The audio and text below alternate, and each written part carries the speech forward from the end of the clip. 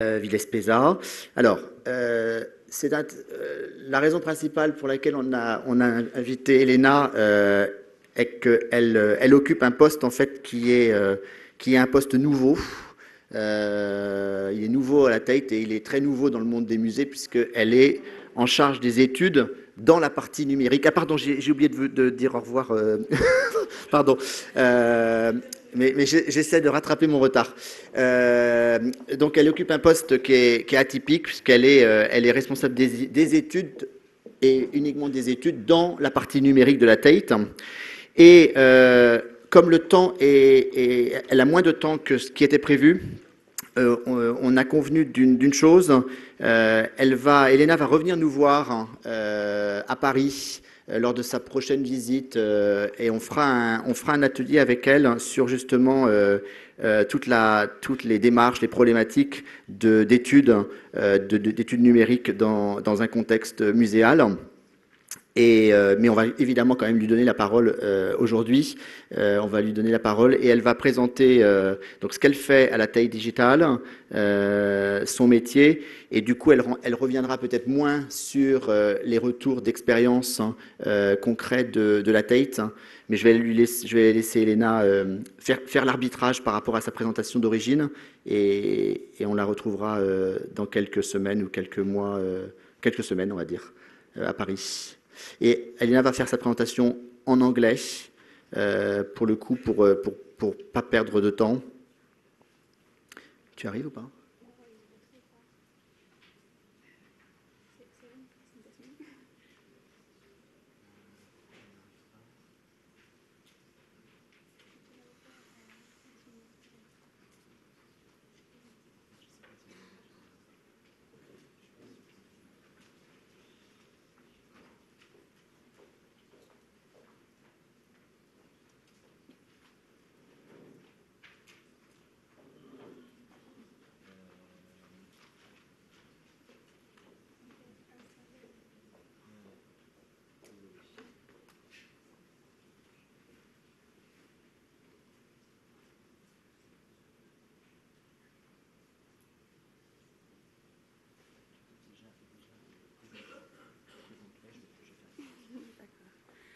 Bonjour à tous. Merci pour m'inviter à venir ici. Je voudrais faire la présentation en français. Ça fait 10 ans que j'habitais ici à Paris. J'ai étudié pendant 9 mois à Paris Dauphine. Mais j'ai perdu un peu mon français. Donc, je suis désolée, je vais faire ma présentation en anglais. So, now, back, switch to English. I'm going to put the stopwatch so I make sure we are on time for lunch. And so, okay, maybe, is it working? No, not yet, but I will try. Okay. I do my best. So what I would like to talk in this presentation is about our journey at Tate to implement a culture of analytics within the organization. We are more and more using data to make decisions. I'm going to talk about where we were a few years ago and the process we went through, how we are organized now to work in this analytics culture.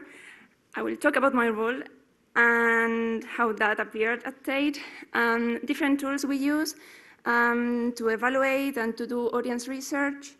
And then at the end, I will show you in detail a case study that includes different tools and different things. See.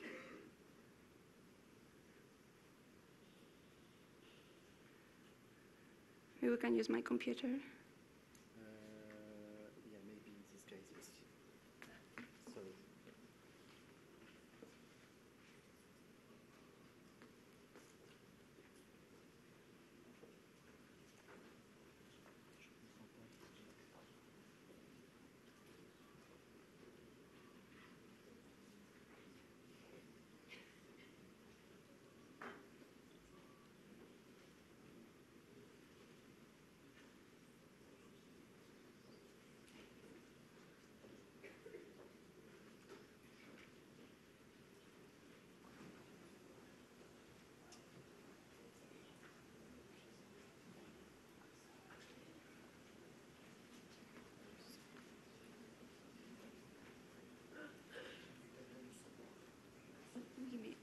croyais que mettre les micros comme ça.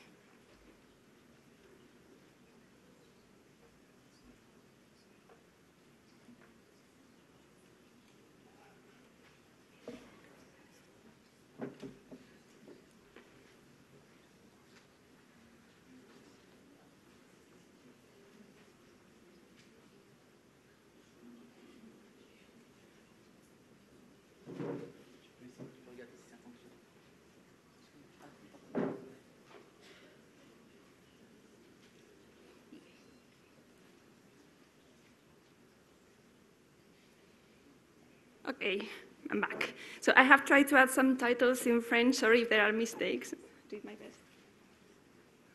Okay, so this is where we were a few years ago.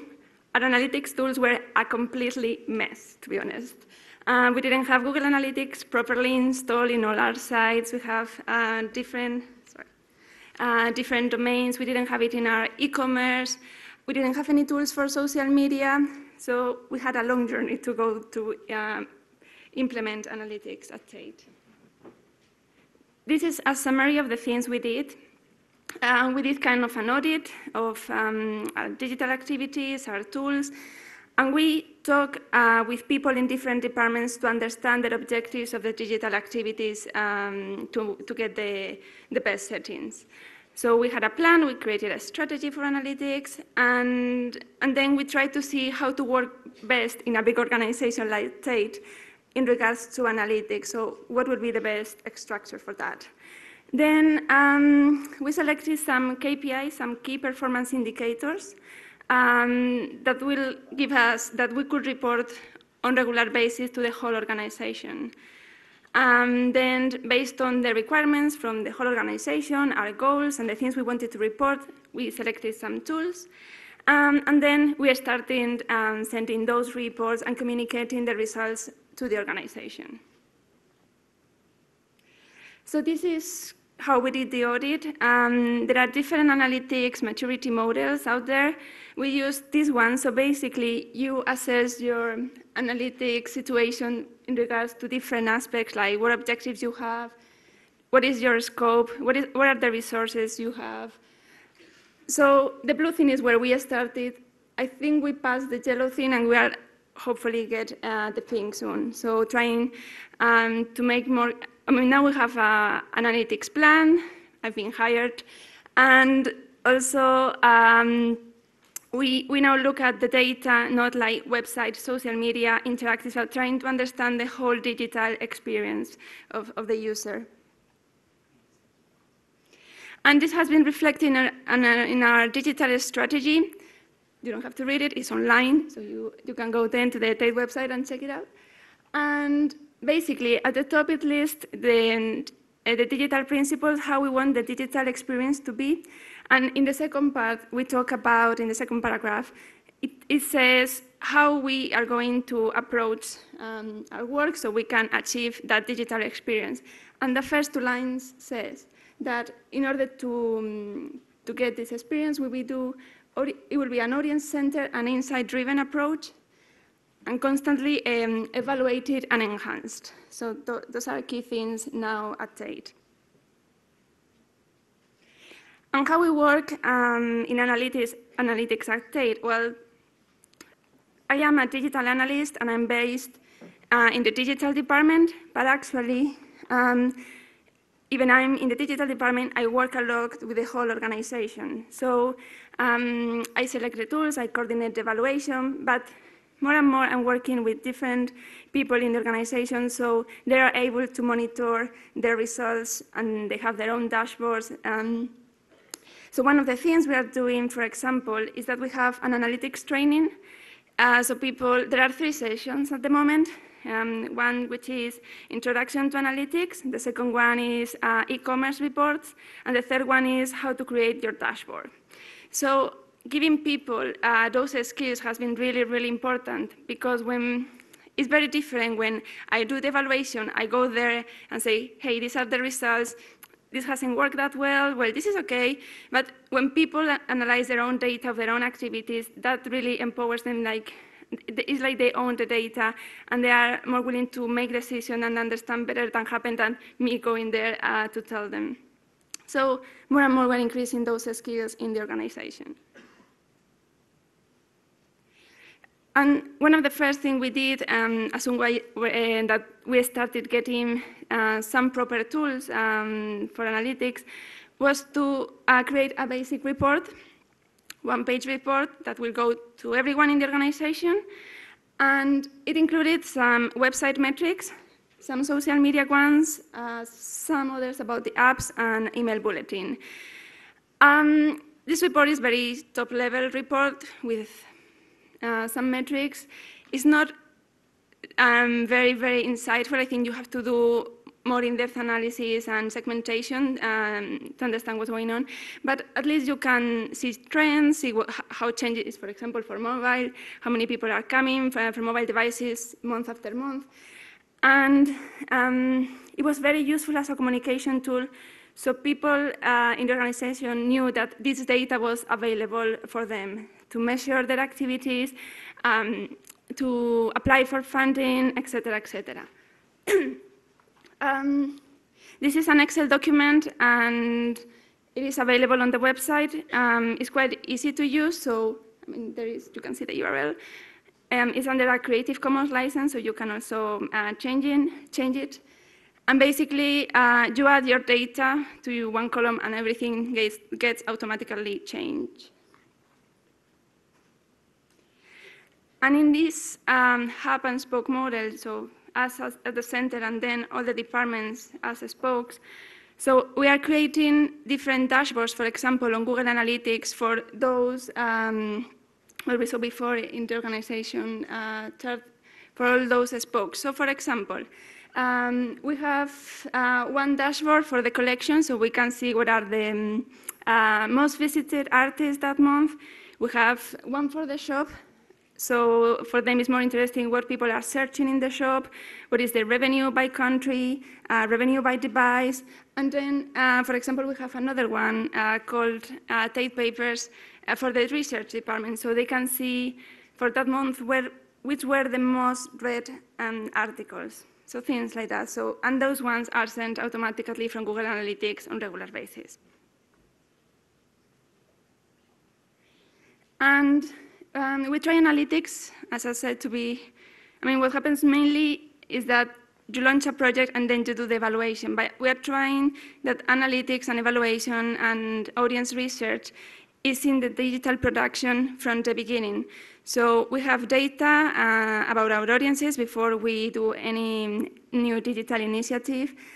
Then we make sure that during the production, we implement the necessary tools and the necessary settings to evaluate. And then at the end, we have some evaluation reports and these dashboards so people can monitor their activity on a regular basis. I'm going to go quickly through the different tools we use at Tate. There are some of them that allows us to do more qualitative research, and other ones that allow us to do more quantitative one. And then some tools allows us to see what the user intention is when they come to the website, what are their motivations to come to the site, for example, or use an app, and others that actually allows us to see what they did during their website visit. So as I said, we have, for example, Google Analytics. We have heat map tools. We do a lot usability testing. We do big sessions, but also sometimes we go to the galleries with a screen or with paper and ask for one of the changes we plan to do. We ask the people in the gallery, and we give them maybe some tickets for the exhibitions in exchange. We do analysis of our social media platforms. And here I have to say that we use social media a lot, but with very different objectives. So you have, for example, from the marketing department, who uses more to promote events, exhibitions, and they want reach and revenue as an outcome. And then you have, for example, the learning department or interpretation that want to create a more in-depth engagement and dialogue with our users. So based on the objectives, and that we have for social media, then we select the different measures and tools to do the evaluation. And the case study I will present now shows how to evaluate from these different perspectives. Just a quick example before I go to that. This is one of our most successful activities on social media, and it's called the weather forecast. So basically what the social media team do is to, on Fridays, they check the weather for the weekend and they select an artwork in the collection that shows what the weather is going to be like. Normally rain. Another example of rain. So it's a great activity to achieve one of our objectives, which is to let people know about our collection. So it's quite interesting because we have 70,000 objects and not all of them get visits all the time. So social media helps to push that content. And for an artwork like this one, that normally doesn't get many visits, suddenly you have a peak of visits. And what is very interesting is to see the journey once they are on the website. Because we have, for example, in the collection, this related content. So when they read there, you can see them people going to see other artworks of the artist, see similar artworks, or maybe read more about the artist. And finally, another method we use are surveys. So we have long surveys, but we also have very short ones like this one on the online resources page, where we ask the user who you are, what are the resources you are looking for. So that helps us to see which content people are coming to see on the website and how maybe we can customize this landing page to offer those resources. So now here's a case study of how we evaluated social media, how we used social media from 3 different perspectives, and what are the measures we selected to evaluate the impact. It was in the occasion of the tanks, the opening of the tanks. Has anyone been at the tanks? It's a new space at Tate Modern. Anyone? I see some nodding. So this is Tate Modern, one of our 4 galleries. And it was a power station that was converted into a museum, which opened in 2000. But we don't have enough space for all our artwork, and some of the new acquisitions, the space we have is not suitable for that art. So this is the new building, which is currently under construction. And the first phase of building that project started with the tanks, those 3 holes you can see in the screen. The tanks was the space where the oil of this power station was. So you can see the interior while they were converted. And this is how they look now that they are exhibition space. They kept this in industrial feeling. It's very concrete. It's huge. So it's quite an impressive space, as you can see in the screen.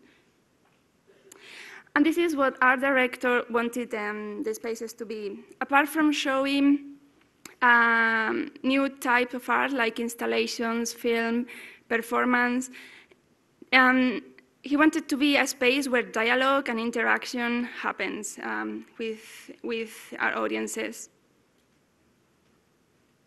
So it opened in 2012 with a 15-week festival called Art in Action. And here you can see some of the photos of the events.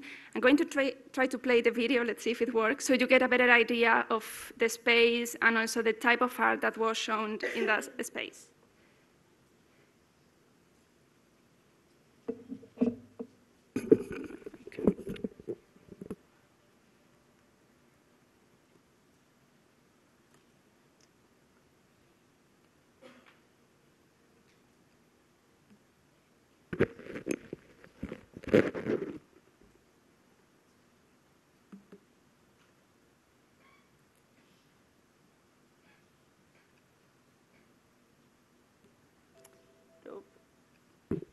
Doesn't seem to work.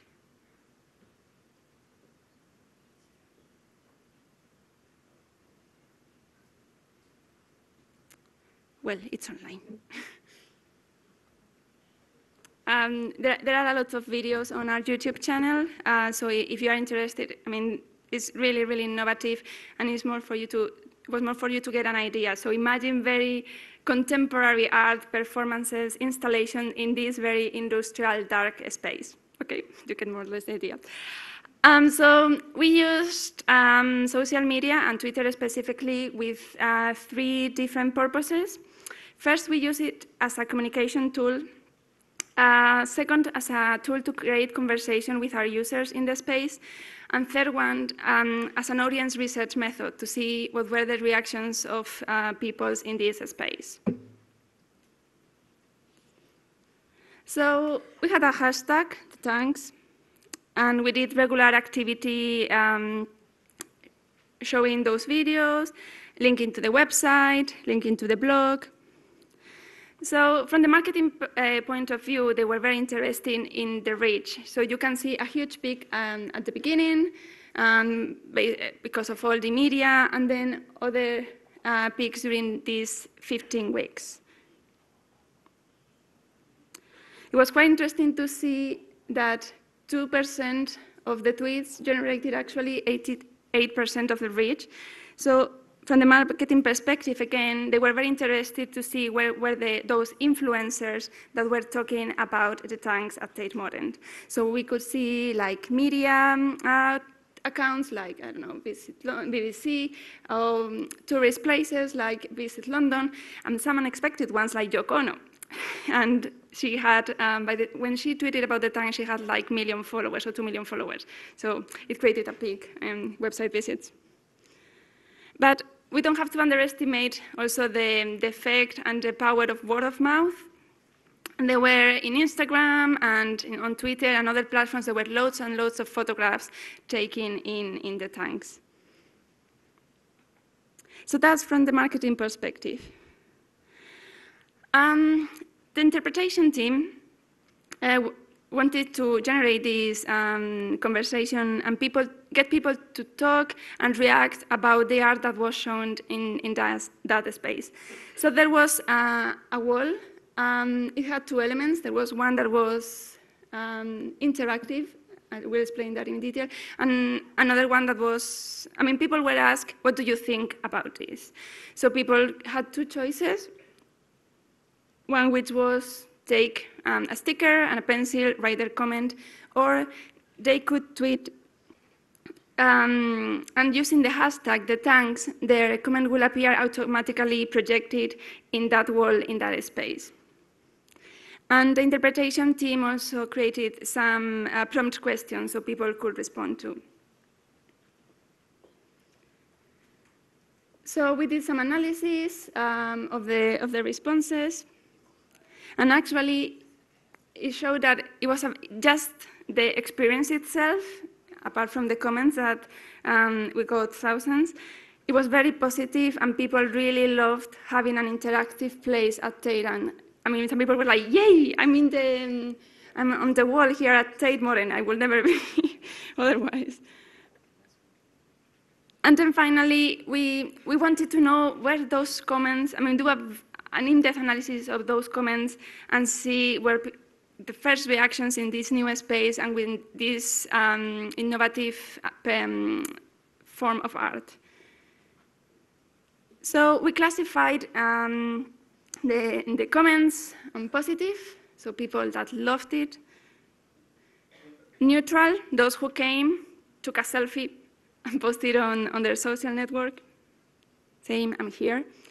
And then some negatives of people who actually felt uncomfortable in that space.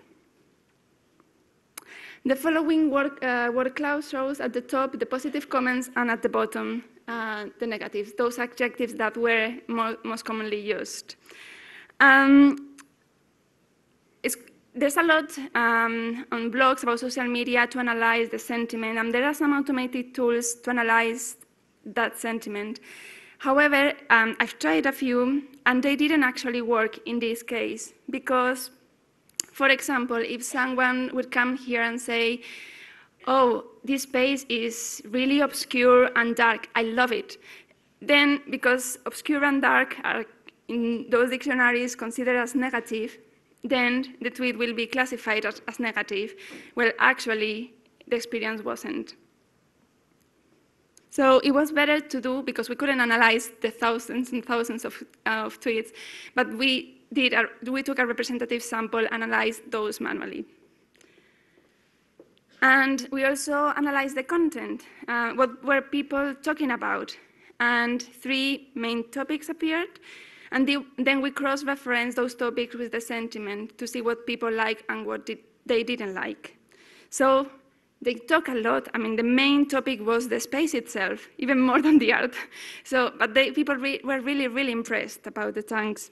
They were taking pictures of the toilet signs.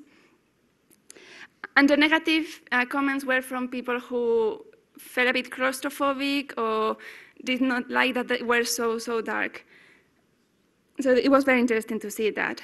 The second topic was the art, and there were a lot of pictures, like the one below on the left, of people taking pictures of that interaction with some of the films and installations.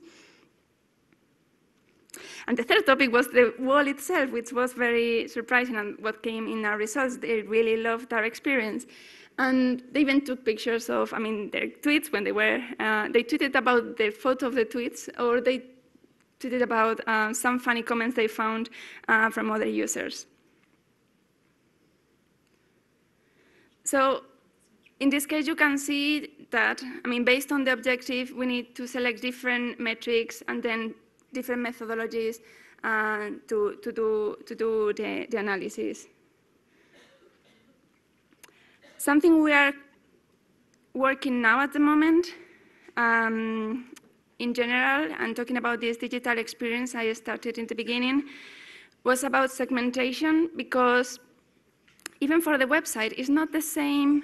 If you measure, for example, time on the site, it's not the same a user that comes from a mobile phone to check the opening times, or a user that is doing research and is browsing and searching and reading the texts that are in the online collection. So we really need to create segments and understand how people use the different sections of the website from different devices, etc., to provide the best experience. So we are working on that, and we started a bit with the collection, because for the visit and for the what's on sections, it is more obvious. But what are people doing visiting all those pages of our objects? So we asked them a very simple question: why did you come to the collection?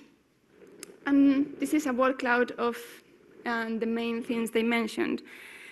But when you do a bit more of analysis, even if research appear as the top one, they mean very different things. So you have from a teacher preparing their class for the school, primary school, or you have a postdoctoral student doing in-depth research. Or you can have an artist as well, just researching for hours for inspiration for their work. So really different motivations even within the same word. So that's what we are trying to break down and understand better. And I think I'm more or less on time. Next steps is continue this segmentation, and hopefully we can create KPIs, indicators, more meaningful than the ones we currently have.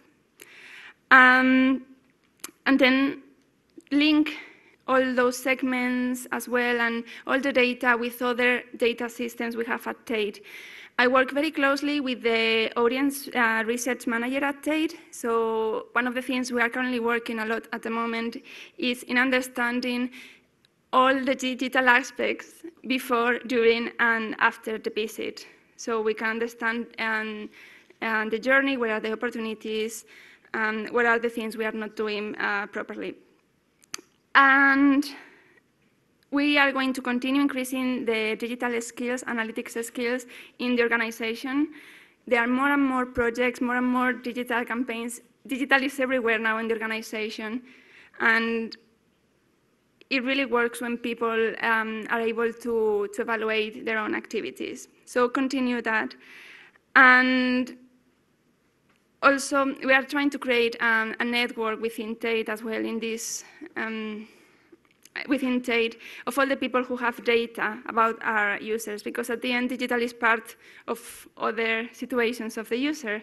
So we are trying to create a network, and me and the audience research manager to work with the visitor experience team, with learning, with other people in the organization who has data about users, and to put it together so we can understand better the visitor experience. And finally, continue doing a lot of evaluation and audience research, because, I mean, I've shown you some things, but we still have a long way in our journey to continue spreading the analytics culture within Tate and really, really understand our users. So, voilà, that's it. Thank you.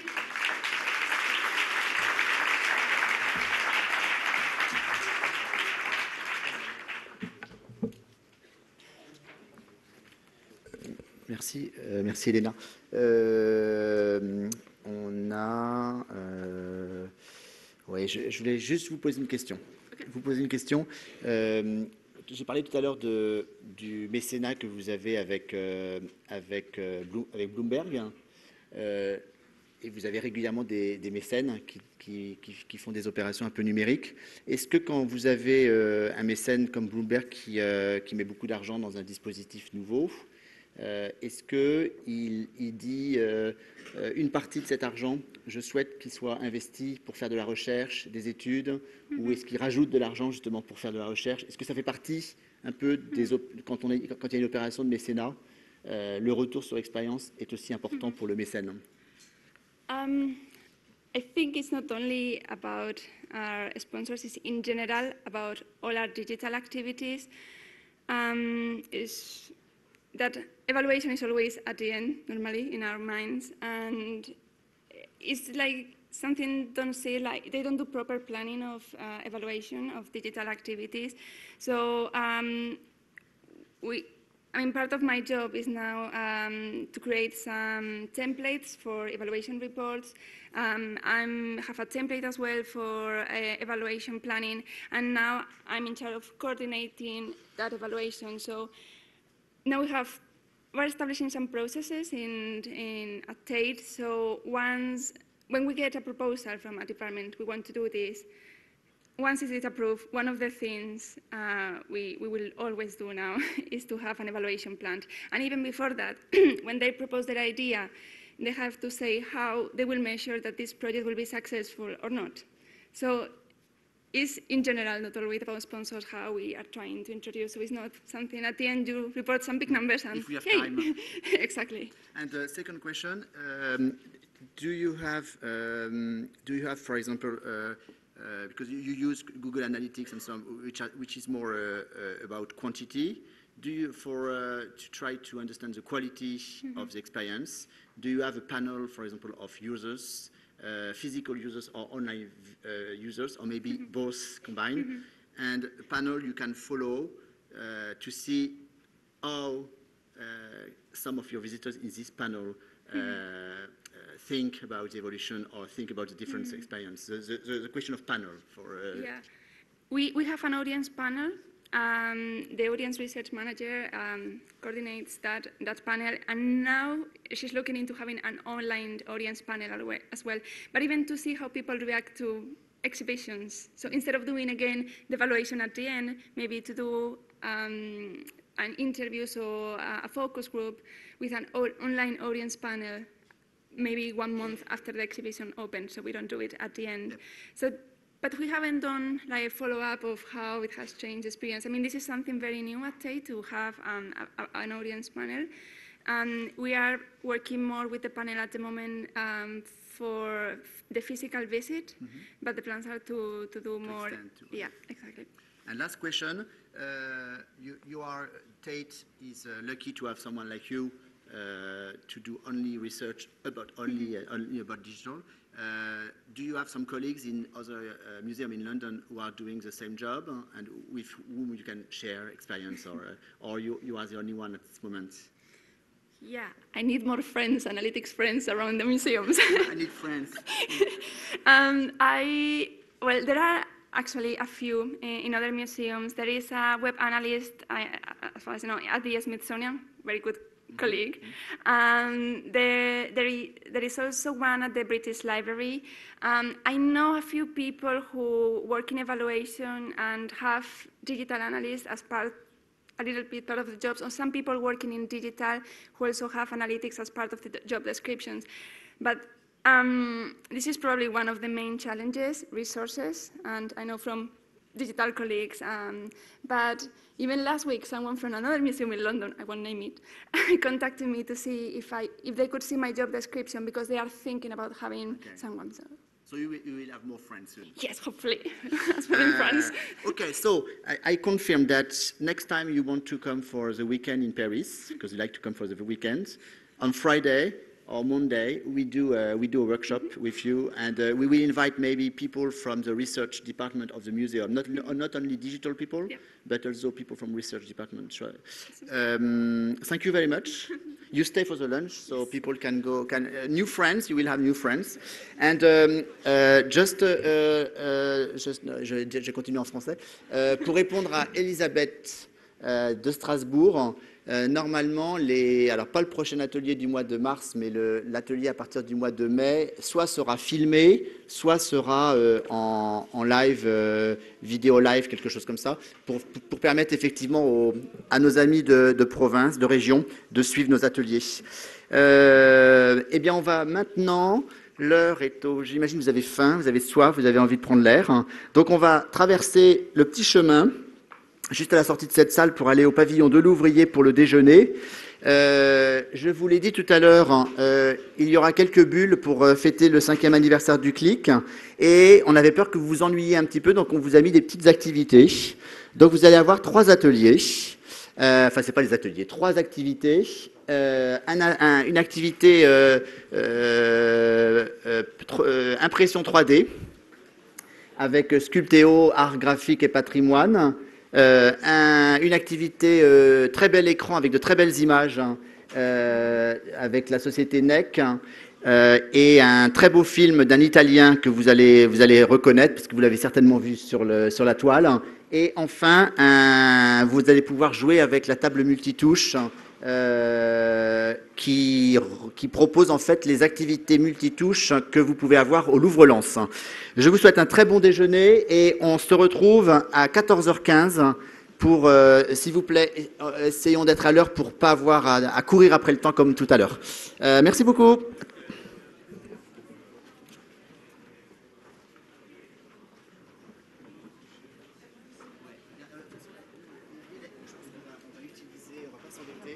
On va utiliser